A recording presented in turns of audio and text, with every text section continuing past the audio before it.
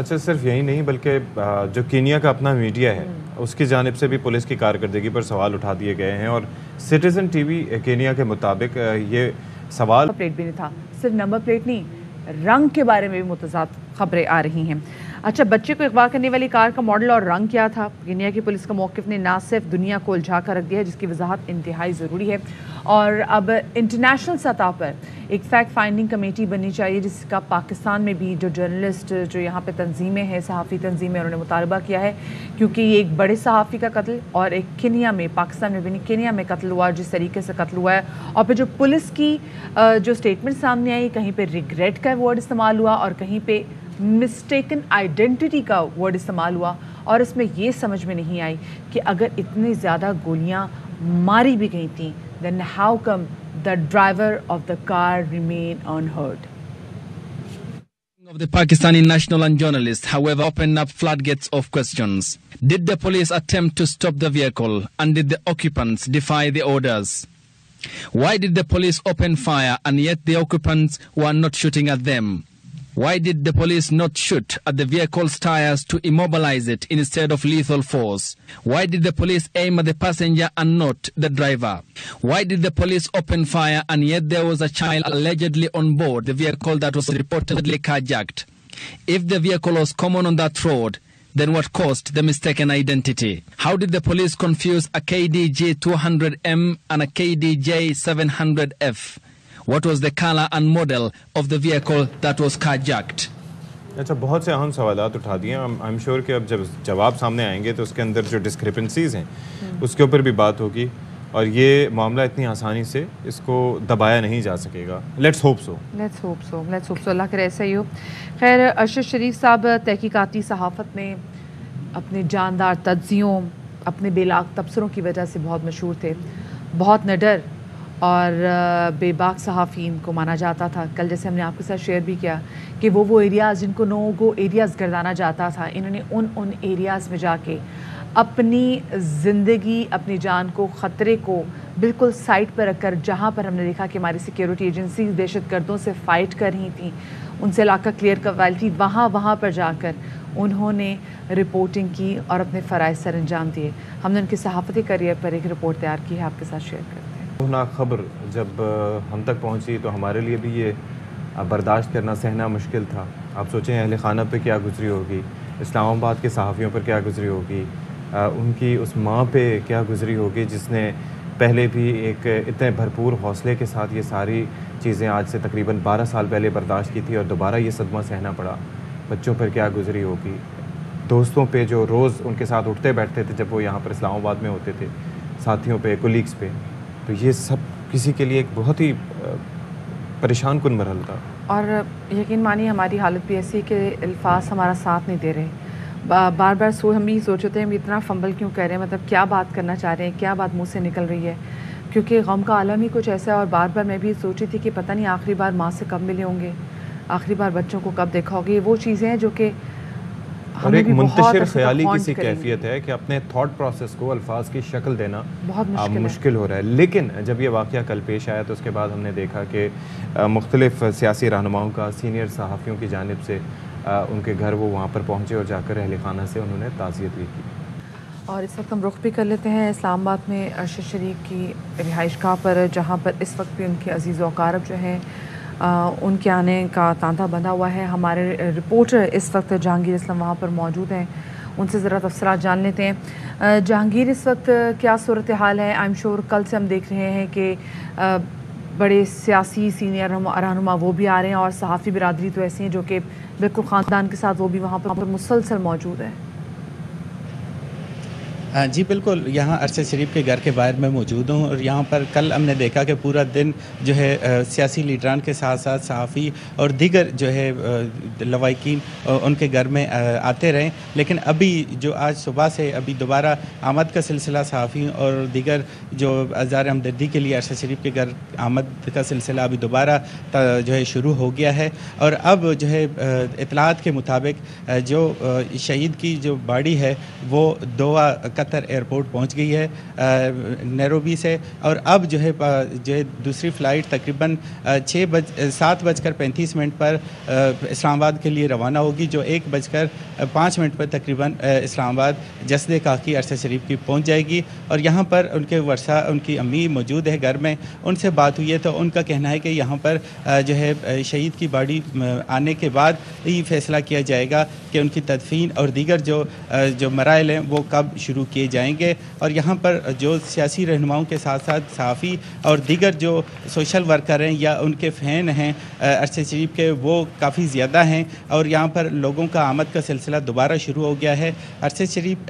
نہ صرف ایک صحافی تھے بلکہ انسان دوست، اور جو ہے وہ ایک شخصیت تھے جو یہاں پر اتنے زیادہ لوگ ان کے محبت کرنے والے ہیں، جو کہ یہاں پر ایک یہ جو گلی ہے G11 میں ان کے گھر کا، تو یہ یہاں پر ٹریفک کے کئی ایک مسائل بھی سامنے آئے تھے کل، لیکن یہاں پر اسلام آباد پولیس نے ان کو بھی جو ہے صحیح طریقے سے جو ہے گاڑیوں کو اور دیگر لوگوں کی سیکیورٹی کے لیے بھی پولیس حکام نے بھی یہاں پر شرکت کی، اور یہاں پر دوبارہ ابھی ٹریفک پولیس کا بھی یہاں پہ آمد ہوا ہے تاکہ گاڑیوں کو اور جو لوائقین جو یہاں پر ان کے اگر آمد ہو تو اس سلسلے میں، کیونکہ آپ کا اسلام آباد بیورو سے تعلق ہے، اور اسلام آباد بیورو جو ہے وہ ایک فیملی ہے، جیسے ہم پوری کی پوری فیملی ہے، کراچی کے لوگوں کی ہماری اپنی فیملی ہے، اسلام آباد کے لوگوں کی اپنی فیملی ہے، جس میں عرصہ شریف جو ہے بڑا ان کا ایک اہم کردار تھا، بڑا اہم رول تھا۔ اور کل جتنے بھی ہم صحافیوں سے بات کر رہے تھے اسلام آباد بیورو سے، وہ سب یہی کہہ رہے تھے کہ ہاں کچھ چیزوں میں اختلاف آ جاتے تھے لیکن بہت شفیق تھے، بہت پیار سے بات کرتے تھے، اور مطلب جیسا عمومی طور پہ ایک ہوتا ہے نا کہ ایک بڑے اینکر کا ایٹیٹیوڈ ڈفرینٹ ہو سکتا ہے، وہ بالکل ویسے نہیں تھے۔ آپ کے ساتھ ان کا کیسا تھا، مطلب ان کی دوستی کیسی تھی، یارانہ کیسا تھا آپ کے ساتھ؟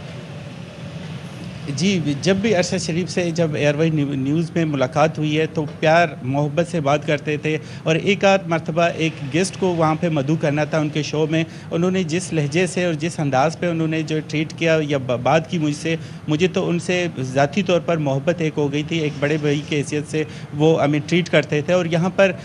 نہ صرف اپنے امپلائیز کے جو ساتھ ہی جو کولیگ ہیں ان کے ساتھ محبت سے پیش آتے تھے، بلکہ وہ جو دوسرے لوگ ان کے گیسٹ آتے تھے یا ان کے جو رفقا ہیں یا ان کے جو دوست اقارب تھے وہ بھی ان سے ملتے تھے تو دھیمے انداز میں سر کہہ کے اور ان کو کوئی اچھے انداز میں ان کو ٹریٹ کر لیتا تھا اور خود ہی دروازے تک جاتا تھا ان کو پہنچانے کے لیے۔ اور یہاں پہ محلے میں جب بات ہوئی ہے تو محلے دار بھی ان سے اتنے خوش تھے، اتنے محبت کرنے والے تھے، انہوں نے کہا کہ ہم نے کبھی بھی اسے غصے میں نہیں دیکھا، کبھی بھی اسے کسی سے لڑتے جھگڑتے ہوئے نہیں دیکھا، ہر وقت پیار سے محبت سے یہاں پہ رہتے تھے۔ اور ان کا ایک شیڈیول تھا واک کرنے کا، اور جو ان کے یہاں پہ جو گھر محلے کے جو لوگ ہیں وہ کہتے تھے کہ مارننگ میں جب وہ واک کرتے تھے تو ان کے ساتھ جاتے تھے، ان کو ایک خوشی سی محسوس ہوتی تھی کہ جی وہ ایک بھائی ہمارے ساتھ ہے اور ہم ایک ساتھ واک کر رہے ہیں۔ تو یہاں پر نہ صرف انہوں نے اپنے خاندان کے لیے یہ دکھ چھوڑا ہے بلکہ یہاں کے جو محلے دار ہیں وہ بھی دکھی دکھائی دے رہے ہیں۔ ٹھیک ہے جہانگیر اسلم، بہت شکریہ آپ کا فی الوقت، آپ سے ہم وقتاً فوراً بات کرتے رہیں گے، اپڈیٹس لیتے رہیں گے۔ تو جسٹ امیجن مطلب ہر کسی کا دکھ کو بیان کرنے کا ایک اپنا طریقہ ہے، اپنے تعلق کی وجہ سے، اپنے ظاہر ہے کہ انٹریکشنز کی وجہ سے، تو مطلب ظاہر ہے کہ کئی ٹرانسمیشنز میں ہمارا بھی ان کے ساتھ رہا، اور مطلب جس طریقے سے شفیق انداز میں، اور کبھی کوئی اچھی چیز ہوتی تو واقعتاً برملا کہتے تھے کہ بھائی آپ کی میموری بہت اچھی ہے، بھائی یہ بڑا اچھا کیا، یہ ساری چیزیں۔ اور جس طرح سے وہ مطلب فوٹوگرافک ان کی میموری تھی کہ وہ نے ایک ایک چیز اور پورے اس مطلب ایک کوئی چیز اس کے اندر سے مس نہیں کرتے تھے۔ خیر ہم نے بھی ان کے ساتھ ٹرانسمیشنز کی، اور وہ جن کا ٹرانسمیشنز میں ان کے ساتھ اکثر و بیشتر بیٹھنا بھی ہوتا تھا، ساتھ رہتا تھا، وسیم بادامی، ان سے ذرا بات کر لیتے ہیں کہ ان کے کیا ظاہر ہے کہ اس اندوہناک واقعے کے بعد تاثرات ہیں۔ وسیم، ظاہر ہے کہ ہمارے لیے سب نے رہ رہے کہ اس دنیا سے جانا ہے، لیکن کوئی کس طرح سے اس دنیا سے گیا یہ بھی بڑا اب میٹر کرتا ہے، تو بڑا ایک ڈپریسنگ اسٹیٹ میں ہم بھی ہیں۔ آپ کے کیا تاثرات ہیں؟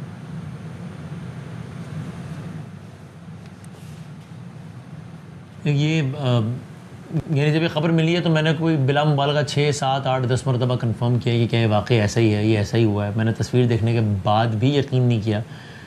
کہ یہ کسی اور صاحب کی تصویر ہوگی، یہ کچھ اور ہوگا۔ تو یعنی ایک شوق ہے، یہ ایک یعنی اس سے زیادہ حیران کن، پریشان کن اور افسوسناک خبر اور کیا آ سکتی تھی؟ اس سے زیادہ برا اور کیا ہو سکتا تھا؟ ہر اعتبار سے بہت سارے لیولز پر یہ بہت ہی پریشان کن خبر ہے، اور یہ دعا بھی ہے کہ اللہ کرے کہ جس طرح بھی وہ کہہ رہے ہیں جناب تحقیقات ہو رہی ہیں، وہ اس سب بالکل کھل کر سامنے آئے کہ کیا معاملہ ہو گیا تھا، ایسا کیا ہوا، کن حالات میں یہ سارے کا سارا واقعہ ہوا. اگرچہ سب کچھ ہوگا بھی تو وہ شخص تو واپس نہیں آئے گا، لیکن شاید آئندہ کے لیے کچھ سدباب ہو سکے. لیکن بہت سارے لیولز پر یہ بہت ہی ڈس اپوائنٹنگ، اور اس ماحول میں اس سے زیادہ بری خبر نہیں آ سکتی تھی. بالکل، واقعی اس سے زیادہ بری خبر نہیں ہو سکتی تھی.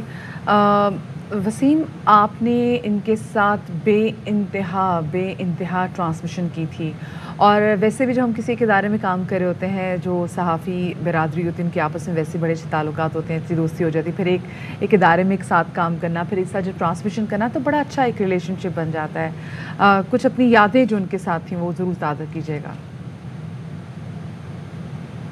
ہاں، یہ بات ٹھیک ہے، کیا زبردست وہ جب یعنی ریسرچ، کتابوں کا انبار، فائلز، یہ وہ اگین جس طرح میں نے کہا کہ یہ بالکل ممکن ہے کہ چونکہ وہ اپنی ایک خاص اوپینین رکھتے تھے، اس پہ ایمفیسائز کرتے تھے، تو وہ تو سب کا رائٹ ہے کہ اپنے اپنے طور پہ جو ہے وہ کوئی بھی رائے رکھے، اس سے اتفاق کرے یا نہ کرے. لیکن ایک بہت ہی دو ٹوک انداز میں بات کرنے والے، اپنی بات کو بڑے کھلے ڈلے انداز میں بیان کرنے والے، اپنی رائے پہ سٹینڈ کرنے والے اس طرز کے صحافی تھے. اور یہ جتنے بھی اینکرز ہیں یا یوٹیوب پہ لوگ جو باتیں کرتے ہیں، ولاگز وغیرہ کرتے ہیں، یوٹیوبرز ہیں، سب کچھ جو کوئی بھی اس شعبے سے کسی بھی انداز سے منسلک ہے، ویسے تو پورے پاکستان میں ہر بندہ ہی سے ریلیٹ کر رہا ہے، لیکن جو کوئی بھی اس شعبے سے کسی بھی انداز سے ریلیٹڈ ہے، بالخصوص وہ لوگ تو اپنے آپ کو شاید ولنریبل فیل کر رہے ہیں، اور بہت ان کے لیے ڈس اپوائنٹمنٹ کا ایک نیکسٹ لیول ہے. اچھا، ایک چیز ہم نے ہمیشہ نوٹس کی ہے، تنقید برائے تنقید کے بجائے تنقید برائے اصلاح کی صحافت کرتے ہیں، اور ظاہر ہے کہ کنسٹرکٹیو کرٹیسزم آج کل اس معاشرے کی بڑی اہم ضرورت بھی ہے، اور ظاہر ہے کہ پاکستان کی بہتری کے لیے، پاکستان کی ترقی کے لیے بہت ضروری بھی ہے. یہ صحافی برادری کا تو ایک بڑا نقصان ہے، ہمارا بڑا نقصان ہے، ان کے اپنوں کا ایک سب سے بڑھ کے نقصان ہے، لیکن پاکستان کے لیے بحیثیت مجموعی یہ کتنا بڑا نقصان ہے وسیم؟ جی بالکل ایسا ہی ہے کہ یہ صحافی برادری کا تو بالخصوص، لیکن عوام کا بالعموم نقصان ہے. اور وہ اس لیے ہے کہ ایک صحت مند معاشرے کی خوبصورتی ہوتی ہے کہ اس میں شیڈز ہوں، اس میں ہر طرح کی اوپینین ہو. ظاہر سی بات ہے کہ جب بھی کوئی اوپینین دے رہا ہو تو اس میں ایک اس کی بنیاد ہونی چاہیے فیکٹس اینڈ فگرز کے ساتھ، اس میں ایگریشن ایک حد سے زیادہ نہیں ہونا چاہیے. وہ ساری باتیں ہیں اپنی جگہ، لیکن ڈفرینٹ شیڈ ہونے چاہیے، ہر کسی کو اپنی بات کرنے کی آزادی ہونی چاہیے. تو جب کوئی بھی ایسی آواز بند ہوتی ہے تو وہ اس کا نقصان پوری سوسائٹی پہ ہوتا ہے. اس کا نقصان صرف جرنلسٹ برادری پہ نہیں ہوتا، اسے پوری سوسائٹی کا فیبرک ویک ہوتا ہے. تو یہ جتنی بھی میسیجنگ یعنی اس واقعے سے، اور اللہ کرے کہ اس کے سارے پہلو سامنے آ جائیں، یہ بڑا لاس ہے، یہ پورے سوسائٹی کے لیے بہت بڑا لاس ہے. بالکل صحیح، سوسائٹی کا بہت بڑا لاس ہے، اور اسٹیٹ کی ایک بہت بڑے ایڈوکیٹ تھے. آپ ان کے شوز دیکھ لیجئے، آپ ان کے صحافتی کریئر پہ آپ نظر دوڑائیں، اور جتنے محب الوطن تھے، بہت بڑا لاس ہے، جو کہ ایسا لگتا ہے کہ شاید کبھی پور نہیں ہوگا. لیکن اللہ کریں جو ان کے قاتل ہیں وہ ضرور کیفر کردار تک پہنچے. جس طریقے سے ناحق ان کو کینیا پولیس نے شہید کیا، یہ وقت ہے کہ اب ایک عالمی سطح پر ایک فیکٹ فائنڈنگ کمیٹی بنانی چاہیے اور کیفر کردار تک پہنچانا چاہیے ان کو. ایک بریک کے بعد حاضر ہوں.